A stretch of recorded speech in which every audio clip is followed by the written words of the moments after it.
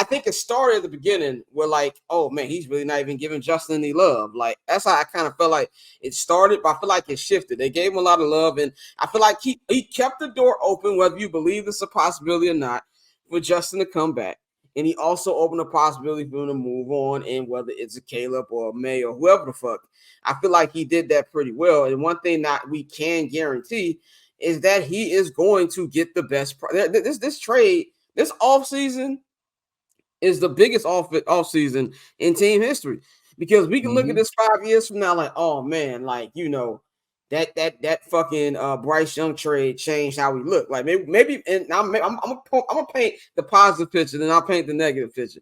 Maybe 5 years from now, looking, we got a Super Bowl, been to a couple NFC championship games. Like, man, remember that trade that changed everything? Like niggas were stressing, it went the right way. You know, Caleb's a star, or Justin became the guy we thought he was gonna do, or Drake is actually Herbert 2.0. Like all these things are going well, or we could be looking like these niggas had the best opportunity and they fucked it up. We're really screwed.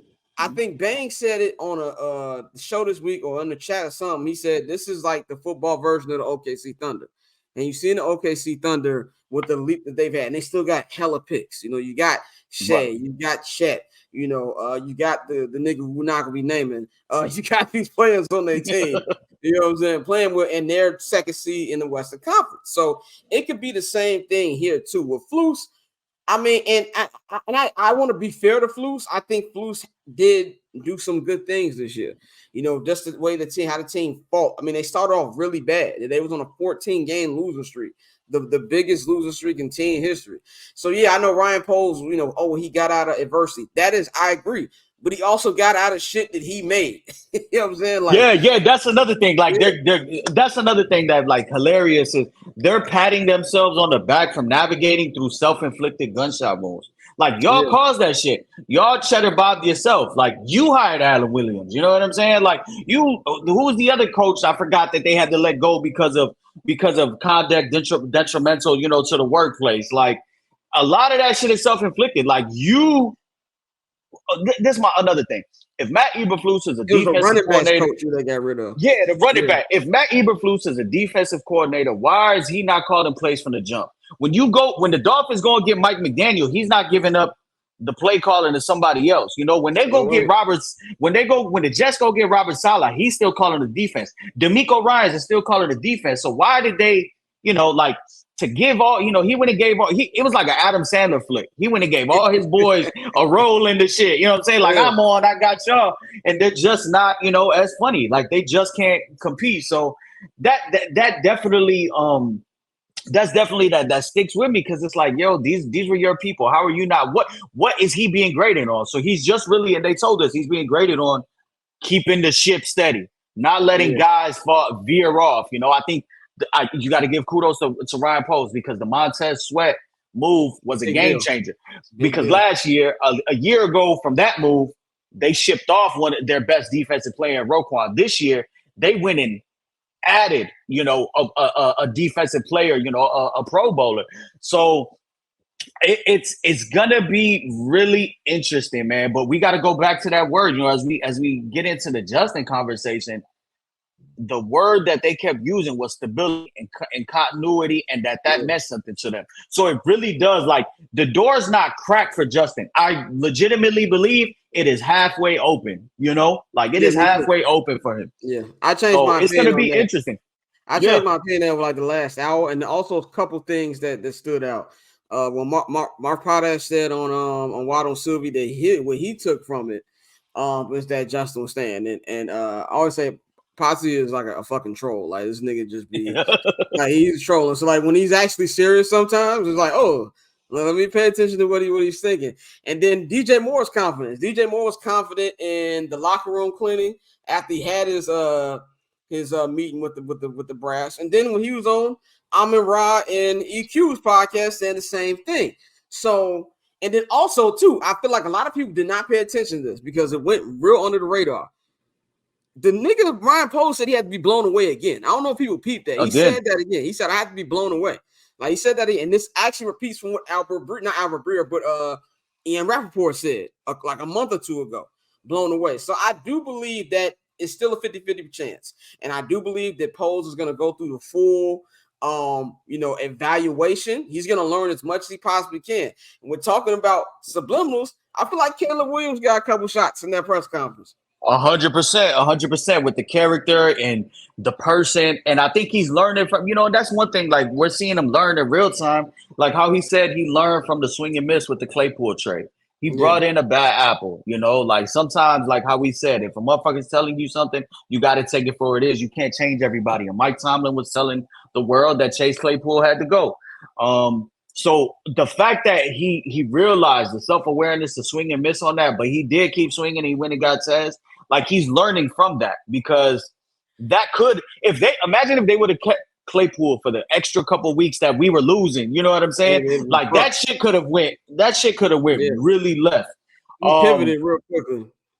Yeah, so Caleb definitely caught some strays, and I know Albert Breer had reported this week on Captain J Hood, and it has come out in his Monday mailbag that a lot of the stuff around Caleb Williams is kind of it's more the people who's around him that's more of a question mark. His daddy got real LeVar Ball energy.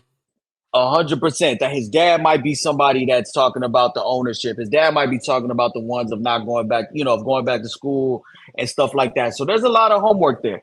The other thing, and I went back on this. There's an article in The Athletic, and I'll share it with you and I'll share it with the group.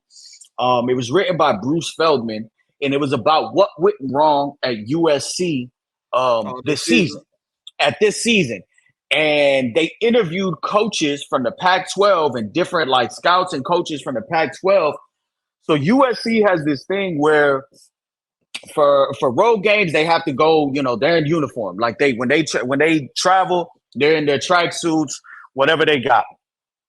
At home, when they're playing at home, they have basically they do like this fashion runway shit where you can wear whatever.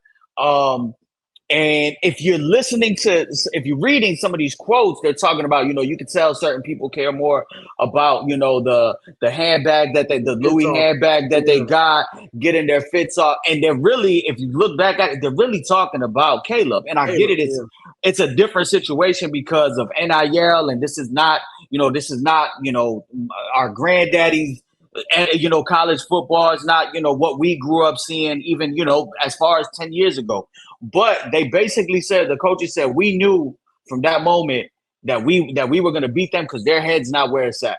So, that is something that whoever the quarterback is, whether it's Jaden Daniels, Drake May, Ryan Poles and this staff definitely have to vet that person and make sure that person is Chicago tough. There's rumors of this workout that they put Darnell right through at Tennessee, and that on campus in Tennessee, it's like legendary with the coaches. They're like, that they really put him through the fucking ringer, and they wanted to see what he was made of, and he came out on top. I think they're gonna do the same with these quarterbacks. I think they're gonna pepper them. I hope they don't, ask none of these motherfuckers if their mom's a prostitute, like there was a couple years ago, and they were asking. I forgot Buddy, the running back from LSU, his mom that. But like, you have to be careful because Justin Fields is loved in that locker room, and one thing we know is he's built for the crib. He's built for the toughness. I don't know another player who has taken so many, had to go and stand up in front of that podium and answer some of these questions for basically an entire season. For an entire season, since week one, he's had to deal with, the Bears got the Panthers pick. The Bears got the Panthers pick. And as they kept losing, it was very clear after the first month of the season that Panthers pick was going to be fucking high. So you have to be mindful of the person you're bringing in, and they have to fit because as they, in their eyes and how we're agreeing, this roster is almost there. And it's also too like it's you talking about what you, and I think you said this for the last couple of weeks, and Ryan Poles said this day. It's about the kind of city this is. Like Ryan Poles, like, look, niggas is tough here. Like the media is tough, the fan base is tough, the city's tough. Like it takes a certain kind of guy, and especially in a position of quarterback, which is the number one position in sports, I think in any city, but especially in such a football crazed town like Chicago. The Bears are the topic all fucking year. It don't matter what games, they're gonna be number one leading of every fucking show. Justin does that. Justin knows how to carry that. And I keep saying this, the nigga's 24. Like, it's not like he's like our age. He's 24 and he knows how to handle it at that age. That's something I feel like you got to add with, we could talk about his on-field play all day, but that's something you add with how the locker room feels about him, how the fan base feels about him. And I think there's also something that I forgot who said it. It was actually CJ Stroud. CJ Stroud said on Pat McAfee, he's like, you got to forget. He said, sometimes you're in an arena and you think all these people hate you. No, this is probably at this 40,000 seats and whatever in Soldier Field. The angry part of Twitter is probably 500 seats. You know what I'm saying? Right. I have never seen it any Bears game I ever watched. When I was at the stadium when they were chanting, "We want Fields," and I looked at Joe, I looked at Herb, I looked at Jason Lees. I'm like, am I tripping or they chanting "We want Fields"? I've never seen that. So, like, yes, there's some Justin haters, but even people who I feel like want to get rid of Justin don't hate Justin. You know what I'm saying? Like 100%. Right. Like, I think people even want to move on. Like, oh, I wish Justin was this. You know what I'm saying? So even for the most part, you still got a couple people who, get this people, out of here. 100%. Get this running back, put him in the Taysom Hill role. Like, you got some people that are just fucking morons. But I think it's just what the number one pick does. It's like Gollum. It's like Gollum getting that ring. You know what I'm saying, from Frodo. Like, once he got that ring, like, that shit make motherfuckers start tweaking. Once they got this number one overall pick, that shit had people tweaking because you're like, oh, like, like Family Guy, like, oh my God, like I could get the boat, but in this box, this mystery box, it could be anything. It could even be a boat. Like, it could even be Justin Fields. Like, it's like that red and blue pill of course you see on Twitter. Like, oh, you don't take this, you don't take that. That's exactly what it is. And you have to be smart. Like you said, you have to be smart in what you go with because, like you said, he's young. And this is how I know Justin Fields is not all the way ass, because when have you ever seen so many people, the other side of Twitter, clamoring for one of our quarterbacks? Nigga, you know what I'm saying? Like, it's a million photoshops of him. Like, oh, he's ass when he's with us, but y'all want him on the Steelers or the Falcons. There's a couple things. One I tweeted today about, man, look at the writing on the wall. Like, when I originally felt like this was like Justin Sayonara, I had so many people in there. Oh, he look good with the Raiders. He'll look good with the Falcons. And then also, like, kind of take the barometer when I went to the Clippers game on Monday. There's a lot of people in there who cover USC and cover the Rams and cover the Chargers, and it was like, one of them told me, like, I don't, Caleb's good. I just don't know if he, what people think he is. He said, but I would love to see Justin on another team. So this is what people outside of the Bears bubble think of him. We've had players. Jay Cutler was like, I keep him. Like, I feel like, and you people look at players have been saying that. Like, Chris Long has been beating the Justin Fields drum for weeks. We all know Kyle Long's going to do that because he's a Bear. But Chris Long has been doing that. And so you start hearing these players say that people have a high opinion of Justin Fields. So I feel like Justin's built for it. And I feel like, there's a chance here. And I do think that Justin, even if they do move off of him, like, he'll be fine. He's gonna, and that's why I feel like I'm glad I'm not Ryan Poles. I'm glad I'm not making this decision because it could go either way. You could keep Justin and then let's say Caleb goes to Washington or some shit like that. He rips it up in Washington. He takes the Commanders to another level, like CJ Stroud has done the Texans. I don't think anybody, even the biggest CJ Stroud supporters, didn't think he was going to be doing this right away. You know what I'm saying? No, 100%. And to add to your point, I had said early in the year that Ryan Poles missed on, that he passed on CJ Stroud. Because at the end of the day, he did control pick 1-1, but I wasn't looking at it as how I spoke, 30 minutes ago, saying like that number one pick fed the house. You know what I'm saying? Like, you were able to get Tyreek Stevenson, a starting cornerback. Like, you were able to do more. And I get it. Last year was the year of acquiring more talent. This year, it's just a rare opportunity of, well, let's see if this person is better. Like, if this person could get us over the hump. Because, you can keep Justin Fields and you can still build a monster team around him. You don't have to pay him for a couple years. You don't. Yeah. You don't, or you can go to him, or you could go to him, say you keep him, and you go through 3 weeks and it's already looking better. You can sign him. You can give But him a little an extension. That's what Peter King said. I saw some Peter King said, and one of the guys who's on Peter King podcast, and then we'll close up. We'll go to the other two. We're gonna go about like another 30 minutes on here.